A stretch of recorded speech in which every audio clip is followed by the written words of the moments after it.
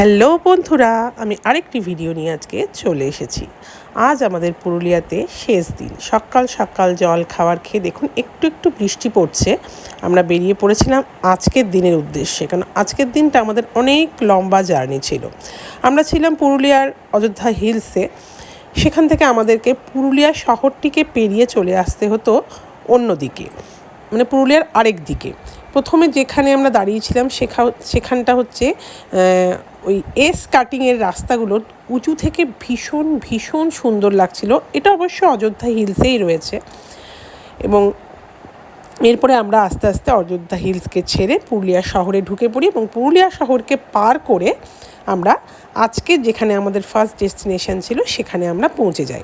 রাস্তায় আবার সেই পলাশবন ছেড়ে যাচ্ছি বলে মন একেবারে মানে কি বলবো দুঃখে সংকীর্ণ হয়ে গিয়েছিল। তাই মাঝে মাঝে আমরা দাঁড়িয়ে একটু ক্যামেরাতেও ক্যাপচার করেছি, প্লাস নিজের একটু মানে কিছুক্ষণ সময় আমরা কাটিয়ে নিয়েছিলাম পলাশের সঙ্গে। এরপরে আমরা ঢুকে পড়েছিলাম পুরুলিয়া শহরে। আমরা অযোধ্যা হিলস থেকে পুরুলিয়া শহর 33 কিলোমিটার, কিন্তু আমাদের আসতে দেরি হয়েছিল। আমরা বেরিয়েছিলাম দেরি করে, বৃষ্টি পড়ছিল। তারপরে মাঝে মাঝে রাস্তায় দাঁড়িয়ে কিছুক্ষণ ভিউ এনজয় করেছিলাম।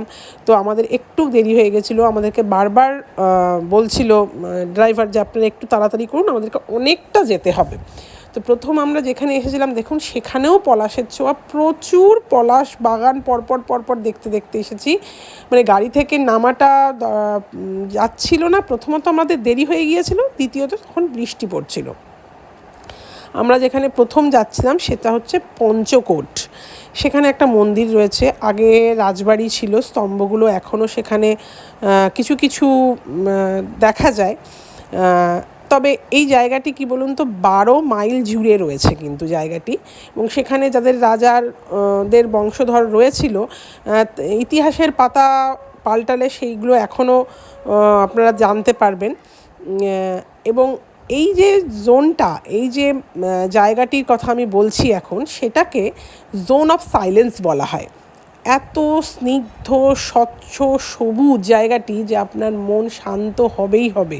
আপনি কিছুক্ষণ নিজেকে মানে উৎসাহিত তো হবেনই, কিন্তু সেটা ভীষণ শান্ত মনোভাব নিয়ে আপনার দিন মানে জায়গাটি দেখতে মনে হবে। মন্দিরটি ভীষণ সুন্দর, সেখানেও পলাশের মালা পাওয়া যাচ্ছিল। আমি নিইনি, কারণ আমাদের পলাশের মায়া কাটিয়ে আমরা অন্য মায়ায় ঢুকে গেছি। তো মন্দিরটি ভীষণ সুন্দর, টেরাকোটার দিয়েই আশা করি, মানে টেরাকোটা দিয়েই মন্দিরটা, এবং আশেপাশে প্রচুর ভগ্ন স্তূপ রয়েছে। সেখানকার রাজবাড়ির কিছু কিছু স্মৃতি এখনও সেখানে রয়েছে। আমরা সেখানে একটা টাওয়ারে চেপেছিলাম। চারিদিকটা বিশ্বাস করুন মনে হচ্ছে নাকি একটা অন্য জগতে চলে এসেছি। এই দেখুন আমরা একটু দূরে কিছুটা ভাঙা স্তূপ এখানে রেখেছে। আপনারা মানে জঙ্গল একটু ঝোপঝাড়ের মধ্যে প্রচুর প্রচুর মানে স্তম্ভগুলো এখনও আছে। তবে আমার মনে হয় এগুলোকে আরও আগে দেখাশোনা করা থাকলে হয়তো আরও কিছুটা লোক আমরা পর্যটকরা দেখতে পেতাম। যাই হোক, যতটুকু দেখতে পেয়েছি সেটাই অনেক। পেছনের পাহাড়টি সবুজে সবুজ হয়ে আছে। ভীষণ ভীষণ সুন্দর জায়গাটি। এই যে রাধা কৃষ্ণের মন্দির পঞ্চকোট।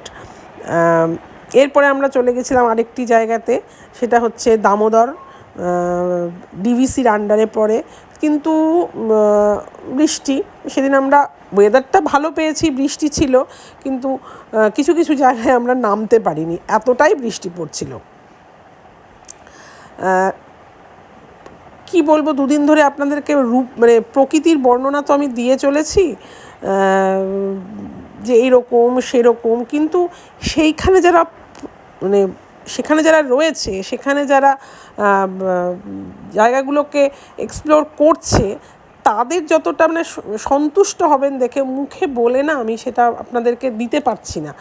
তো আমার রেকমেন্ডেশন, যারা ঘুরতে ভালোবাসেন, যারা একটু কিছু ভালো দেখতে ভালোবাসেন, তারা সময় মতন পুরুলিয়া ঘুরে আসবেন, মনে হয় না বিফলে যাবে। এই যে দেখুন ভাঙা ভাঙা কিছু কিছু জায়গা রয়েছে, এখনও কিছু কিছু স্তম্ভ সেখানে রয়েছে। আমি একটা দেখতে পেলাম, মানে একটা মূর্তি টাইপের দেখতে পেলাম। আমি কোনো আইডিয়া পেলাম না যে এটা কিসের মূর্তি হতে পারে। আপনাদের যদি মনে হয় এটা কিসের মূর্তি তো আমাকে কমেন্টে অবশ্যই জানাবেন। আর প্লিজ প্লিজ কমেন্ট করবেন যে কেমন লাগছে। একটা জায়গা আমি দেখে এসেছি, হয়তো অনেকেই দেখেছেন, এটা তো নতুন জায়গা নয়। তো আপনাদের এক্সপিরিয়েন্স কেমন ছিল, আমি কতটা আপনাদেরকে দেখাতে পেরেছি, দুটোকে মিলিয়ে মিশিয়ে আমাকে কিছু কমেন্ট করবেন। আমরা এই যে ওয়াচ টাওয়ারের ওপরে চলে গেছিলাম এবং চারিদিকটা শুধু সবুজে সবুজ লাগছিল। ভাবুন বর্ষাকালে কীরকম লাগবে। এখানেও একটা রিসর্ট রয়েছে পেছন দিকে, খুব সুন্দর। এবং এইখানে একদল ভদ্রলোকের সঙ্গে আলাপ হলো, মানে ছিলেন ওনারা, আমি কথা বলিনি, আলাপটা নয়, মানে ওনাদেরকে দেখলাম। ওনারাও বেশ 60 আপ, প্রত্যেকেই ঘুরতে এসছেন এক দল হয়ে, ছবি তুলছেন, হাসছেন, ইয়ার্কি মারছেন। এত ভালো লাগলো যে কি বলবো, খুব ভালো লাগলো দেখে। এই দেখুন ওনারা যাচ্ছেন, আমি ওই জন্য স্পেশালি আপনাদেরকে দেখানোর জন্যই তুলে রেখেছিলাম। পাশে একটা জলাশয় রয়েছে, এখানে এসে নাকি জল ফল খায় আর কি ইয়েরা।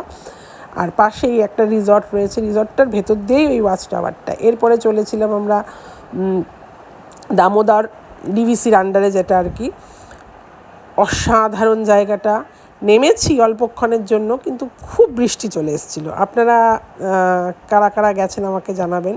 মাঝখানে বলে রাখি, আমার পেজটি এবং আমার চ্যানেলটি ফলো করবেন, আহারে বাহারে পরিণীতা।